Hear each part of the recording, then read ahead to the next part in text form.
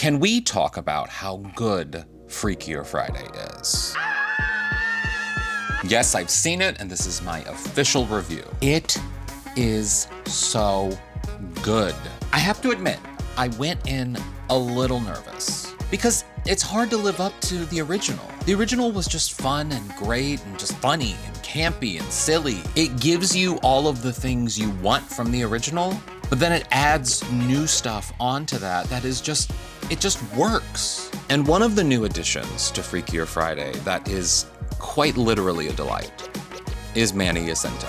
Oh, what? You know Manny from The Good Place, and he's funny, he's a great actor, he's good to look at, and in this film, in Freakier Friday, he works. You believe his love for Lindsay Lohan. You believe his love for his daughter. There's this whole immigration scene. You're gonna die. It's actually very, very funny. Now, before going in to see Freakier Friday, I knew that Manny was quote unquote the internet's boyfriend. And now after watching Freakier Friday, I feel like he's about to become the internet's Zaddy. And because I'm a very professional reporter, I asked him what he thought about being the internet's Zaddy. Because I asked the hard questions. I recently met up with Manny in person. I kept it together, but he is fantastic to talk to. So sit back and grab a snack because I will be right back with Manny Jacinto to talk all about Freakier Friday. Come on.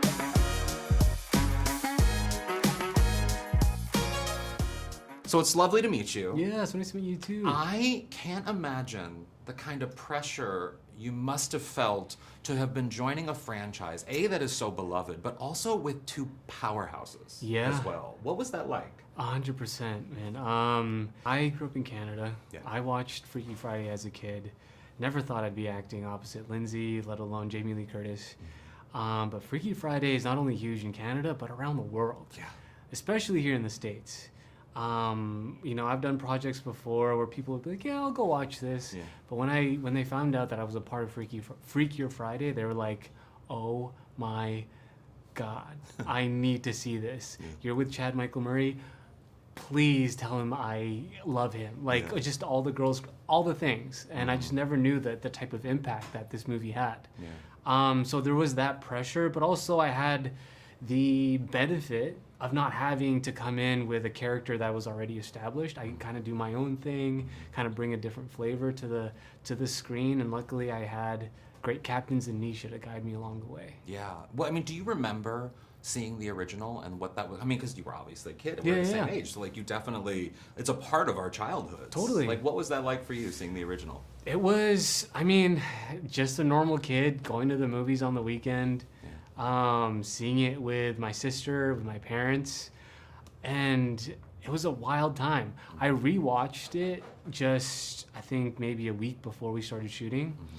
As a kid, I absolutely loved it. As an adult, being older, I was like, whoa, this is like a huge ride, and it made me a little anxious, just because it was supposed to feel like that, especially in the beginning.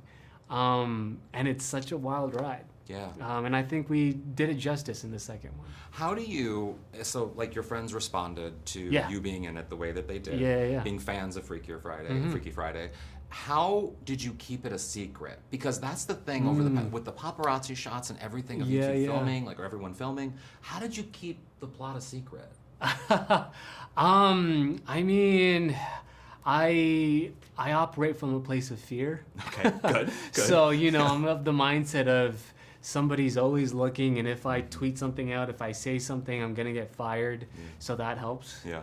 But also, I'm in the presence of icons. Yeah. I can kind of step back and be just the observer, and then Jamie and Lindsay are the ones that are going to step into the spotlight, and it's going to be about them. This movie is about the strong women in our lives, and I'm just able to sit back and enjoy the ride just like everybody else. Well, speaking of icons, you are around two icons for most of the film, Jamie Lee and Lindsay. What was it like watching those two work, but also how did it make your performance better? Ooh, so you come into a movie like this, it's a body switching movie. Yeah. You're like, I'm an artist, I'm an auteur. I don't want to do this quirky body switching thing, but you see like how committed Jamie is, and she's an Academy Award winning actor. Yeah. And the fact that she leans into the comedy, into the to the extreme comedic scenes, like you kind of give yourself the permission to kind of go there as well. You know, you follow her suit, you follow her lead. So yeah, just seeing her work and nail these scenes in these outrageous outfits was comforting. It gave me comfort to know that I can go as far as I can take it. Yeah. Well, and from like a professional perspective, like you see these two actors who, from the original, they were in very different places in their career, and now they're in also very different places in their career. So like, what did you take from seeing the two of them and how they've handled their careers and where they are right now? Like, what does that mean for you, for someone who, I mean, you've been doing this for a minute, but still, like, not as long as them. Yeah. So like, what did you take from them? I mean, for Lindsay, I've noticed the maturity. I didn't know her back in the day, but you know, she was an icon for a lot of us, and she's still an icon to this day. But now the fact that she is a mother, that she has a child, like you can tell that she has like this, almost like just a mature energy about her. And it's, you know, I'm not there yet where I have a child, but it inspires me to be like, oh, I wonder how my work will evolve once I have a kid. And then seeing Jamie, man, I don't know how she does it. Like, she's been in this industry for decades, and she's still hungry. She still comes on set. Like, she's always on time or early, never misses a beat, and she just brings it every single time. And I'm like, I would love to have half the energy that she has. Yeah. Because she's a fireball, man. Yeah. I mean, well, in the film, you get to crowd surf. You get to do a lot of things. A lot of cool in things, the movie. yeah. So, like, what's something that you got to do in this film that stands out to you as, like, the most memorable? I mean, that dance sequence is probably, my favorite part of the film. I mean, so many favorite parts, so many cool things, like the surfing scene, the immigration scene, the crowd surfing scene, but that dance number was just so fun. My body was like, what the hell are you doing, man? Like, you're not in your 20s anymore, but I just had a blast doing it. So I would say that dance scene, it kind of brought me back to those days where I was performing on stage, and it gave me a lot of smiles. Well, also, I mean, one of the things that I think I took from this, because I went into it, of course, as a fan of the original, but having no idea where this was going to go, or even if it was going to hold up to the original, and it definitely does. And one of the things that stands out to me as someone who is from a divorced family, like that blended family, the weight that has. Did that stand out to you? Ooh, I mean, I think a common theme for this film, on screen, but also behind the screen, because Nisha is also a single parent.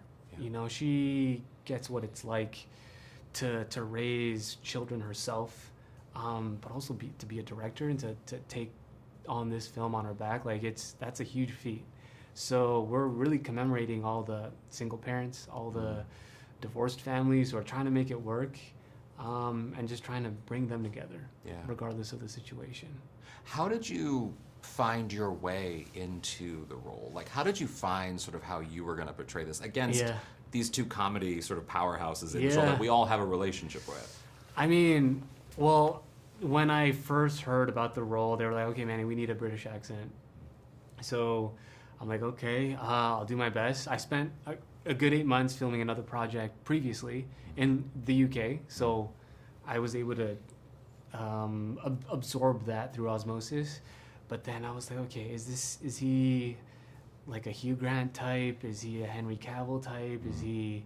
And then I landed on, why am I blanking out on his name? The Holiday. Jude Law. Jude Law. Yeah. With I never his forget kids. Jude Law. Yeah. What is it, Mr. Napkin? Yeah. I landed on Jude because he has like just this charismatic, lovely, caring vibe about him. So I landed on Jude Law from The Holiday. Yeah. That helped me a lot to try and figure out who the character was, and also kind of how he carries himself as not only a significant other, like to his girlfriend or wife or fiance, but as a parent. Yeah. It really informed a lot. It's so funny you brought up Jude Law, because as I was watching it and watching you in it, and I've seen, The Good Place, some of the other things you've done in your career. Like, one of the things watching this that I thought about you was, why aren't you in more romantic comedies? Like, I got that romantic comedy vibe from you. So, like, is that an area you'd want to go in? 100%. I mean, like, anything that's, I mean, I love a good rom-com. Especially nowadays. I think we need more. We need to bring them back. Because the world needs more love. The world needs more rom and com. So I would love to take on another rom-com or anything within that genre. Anything that's lighthearted, makes you feel good. 100% I'm all in. For sure. Well, also, I mean, before this film started, you were confirming, like, it was confirmed that you are the internet's boyfriend. And so, considering that, while watching this movie and having that in the back of my mind, I kept thinking, I never expected you to play a dad at this point in your career. Same. And likewise. So, you're kind of now going to be the internet's Zaddy. So, how does it feel? I mean, do you feel like you could own that Zaddy status? I don't think I can, man. I can barely own this boyfriend material type of thing. Wow, yeah. I mean, I was shocked, almost offended when they reached out to play a dad. I was like, oh man, I guess I'm that age now. I guess that is kind of a terror, wouldn't it be? Like, it was wild to think of it, but I don't know. I'm just trying my best. Well, what was that reaction to being offered to play a dad? Father, I mean, because it's you are dad age, but you're not dad material. So, like, what is that like for you as an actor to? It's interesting. It's you kind of dip into the toes of your own father, kind of like the decisions that he made. You start studying different father figures in different films. But it was so easy because Sophia is such a lovely human being, such a great actor. And she's like so loving as well that it was so natural, the bond between us, the father and daughter bond, because I got to give credit to Sophia because she helped to really solidify that special bond between us. Well, you also, like, we don't see a lot. You're not a single father in the film, but like you came at it with you just had this daughter, and we don't see that a lot on screen. So like seeing that, I feel like a lot of people are going to be really moved by that relationship and how much you're there for your daughter in the film. Was that something that stood out to you? 100%. I mean, he gets to a tipping point towards the end of the film where you realize, this guy's been trying to make this work. Like this family going from the UK to the States and trying to find a new life, and yet you realize that he's kind of been like his priorities were kind of mixed, and then he realizes like how important his daughter is, and he doesn't want to destroy that relationship. So yeah, like there's like this inner rumbling within his heart where like Sophia is his daughter is his number one, and he doesn't want to break that, and he realizes like he doesn't want that break to happen again. Like he's already lost his wife, the love of his life, and doesn't want to lose the other love of his life and his daughter. It really means a lot to him, and again, I have no experience with that whatsoever in real life, but again, having great actors like Sophia to help me out helped a lot. Yeah, well, I only have 2 more questions for you. Sure. And one of the things that I thought was so fascinating while watching the movie, or while watching the movie get made over the production, is how intensely paparazzi and people were obsessed with the making of this movie. From pictures of you guys shooting around Los Angeles to, like, you've done big projects before, but what was it like and right now even, being a part of a project that is taking you to Disneyland, or that is like, that's just so big that the fans are so vocal. I am exhausted. I am so tired. No, it's wild because, I've done projects where super indie. Yeah. We put in so much work and we love it, but yet there's no real energy behind the marketing of things. Yeah. I think this IP, this Freaky Friday story means a lot to so many people. The fact that Disney, our producers, are behind, the flowers, man. They're fresh. They match. They're real. Yeah. And they match the That's money. decoration. That is money. It's money. That's how you know. Yeah. People are getting paid. Yeah. But it's it's wild. But then it's worth it because it's such a lovely story, a fun story, and it's something that I think that the world really needs right now. Yeah. Well, my last question for you is, you really sort of burst onto the scene with The Good Place, and people have really attached themselves to your character and how you portrayed that character. Yeah. But that's also a type of character that could easily typecast you, could keep you in one lane for a long time, and you've successfully gone in lots of ways. Thanks, but man. did you feel the pressure of potentially being typecast, and what has that been like in the years since The Good Place? Depression. Oh. A lot of self-doubt. I mean, there's money around us, so you probably are happy now. I mean, everybody got paid? What do you mean?